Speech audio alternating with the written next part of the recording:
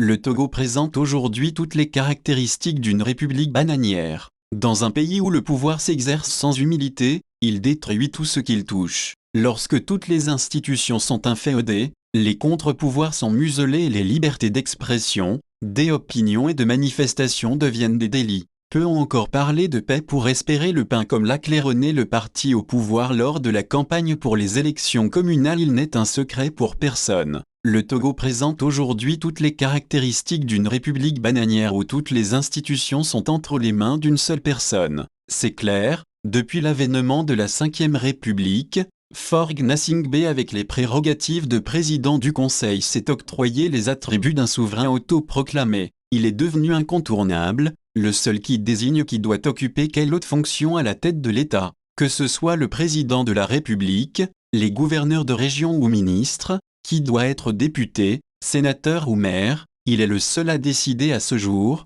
Il a déjà violé l'article 95 de sa propre constitution taillée sur mesure, que d'aucuns qualifient de constitution de contrebande. Ainsi, selon l'article 95 de cette nouvelle constitution, les institutions de la République de la présente Constitution sont mises en place dans un délai de 12 mois à compter de la date de son entrée en vigueur. Il est curieux de constater qu'à ce jour, ni la Cour constitutionnelle, ni la Cour suprême, encore moins la Cour des comptes, la CENI ainsi que la HAAC sans oublier la Prussiane n'ont été mises en place. La composition du nouveau gouvernement est attendue depuis la démission du gouvernement Tomoga il y a 3 mois. Ainsi, l'on est en droit de se demander de quel conseil de ministres Faure Gnassingbé est-il le président. Comme on peut le constater, la gouvernance de Faure Gnassingbé est une faillite morale, une trahison républicaine, une insulte à l'éthique de la souveraineté populaire. Il est coupable de parjure pour avoir violé son propre serment. Sa formule depuis toujours est de feindre l'ignorance pour dissimuler ses faiblesses,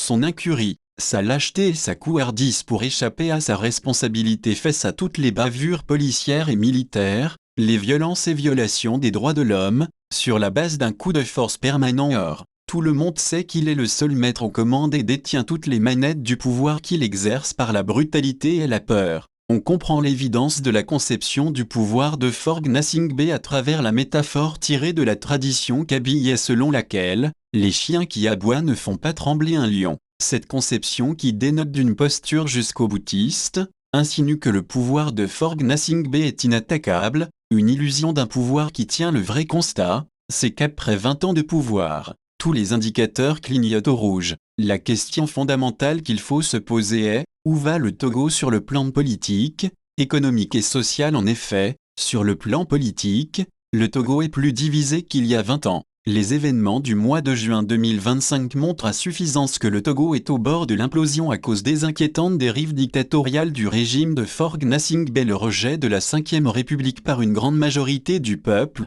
togolais, malgré la répression policière imposée et le silence complice de la CEDEAO, de la France et le reste de la communauté internationale, reste explosif. La question des détenus politiques non résolus, ni par la CNAP, encore moins par les différents CPC. De même, la question d'une amnistie nationale pour tous les exilés et la sécurité des membres de la diaspora constituent une priorité et représentent à n'en point douter les éléments de fond de la prochaine mobilisation sur le plan économique. Depuis 3 mois, le Togo enregistre des échecs répétés dans ses émissions de titres publics sur le marché de l'UMOA. Pour plusieurs raisons, les titres du Togo sont jugés moins rentables et trop risqués à cause d'une tension budgétaire croissante. Le poids de la dette est au-delà du soutenable, soit 71,9% du PIB, avec un déficit budgétaire énorme et des dépenses sécuritaires croissantes. La dette intérieure et le service de la dette rapportée aux recettes intérieures est à plus de 45%, alors que la norme est de 15%.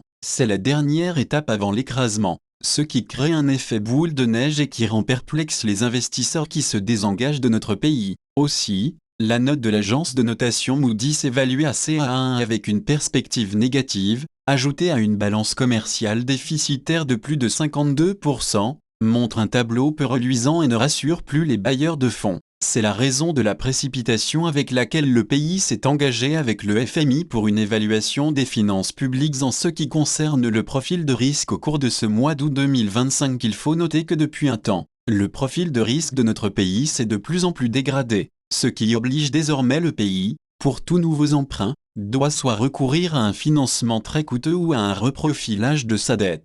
Ainsi donc, le pays se retrouve dans la même situation qu'il était en 1980 avant le programme d'ajustement structurel, pas. Dès lors, il faut s'attendre à des mesures de rabotage fiscal avec des conséquences négatives sur le pouvoir d'achat de la population déjà éprouvée, telles que l'augmentation des taxes dans le domaine des transports, l'augmentation des prix des produits pétroliers comme d'habitude après chaque élection et aussi le prix de l'électricité et des produits importés sans être l'oiseau de mauvais augure. Il est honnêtement nécessaire d'alerter sur des lendemains difficiles qui attendent le Togo, déjà dans une situation de surendettement, victime d'une prédation économique ayant atteint les sommets obscènes alors que la dette s'accumule. Les projets restent invisibles et la misère gagne du terrain au moment où les infrastructures sont en ruine et les services publics sont à l'agonie. Ici dans cette situation, les citoyens doivent encore subir un matraquage fiscal avec l'OTR qui devient de plus en plus insensible. Le choc économique et social est inévitable dès lors. Il faut se rendre à l'évidence qu'après 20 ans de gouvernance qui a hypothéqué les ressources du pays, le régime de Faure Gnassingbé a complètement compromis l'avenir du pays pour plusieurs générations. Il n'a, à ce jour, ni préservé la paix, ni garantir le pain à son peuple qu'il méprise et qui refuse désormais de chanter et danser pour sa gloire. Face à cette situation, que va-t-il se passer? L'histoire contemporaine nous enseigne que les plus grandes dictatures ont périclité à partir de leur déchéance intérieure. Ainsi, depuis 2001, plusieurs régimes dictatoriaux ont été rattrapés par des révolutions menées par une jeunesse consciente, très organisée et engagée. En octobre 2001, Slobodan Milošević a été chassé par la révolution des velours. En novembre 2003, ce fut le cas d'Edouard Shevardnadze renversé par la révolution des roses en Géorgie. En décembre 2004 en Ukraine, c'est la révolution orange qui renversa Viktor Yushchovy. En mars 2005 au Kirghizistan, c'était la révolution des tulipes qui a renversé le président Askar Akayev le 4 avril 2005. L'Afrique n'a pas été épargnée. Elle a été touchée par cette vague de renversement révolutionnaire dénommée le printemps arabe. Ce fut le cas de la révolution tunisienne qui a chassé en décembre 2010 le président Ben Ali, de même que le tout-puissant président égyptien Hosni Moubarak, qui a été contraint à la démission le 11 février 2011 après plusieurs semaines de manifestations massives et de désobéissance civile. Le dénominateur commun de toutes ces révolutions est la révolte des jeunes qui croient dur comme fer que, quand il n'y a plus de règles fondées sur le consentement du peuple, c'est la force de la mobilisation populaire qui l'emporte. Regarde tout ce qui précède, les perspectives de l'environnement sous-régional. L'on est en droit de se demander, qu'est-ce qui va se passer avec des mouvements contestataires et des manifestations qui se multiplient au Togo, au Cameroun et en Côte d'Ivoire en ce printemps 2025, en Afrique au sud du Sahara, Ouro Akapé Otchagnaou, président du mouvement Lumière pour le développement dans la paix, LDP,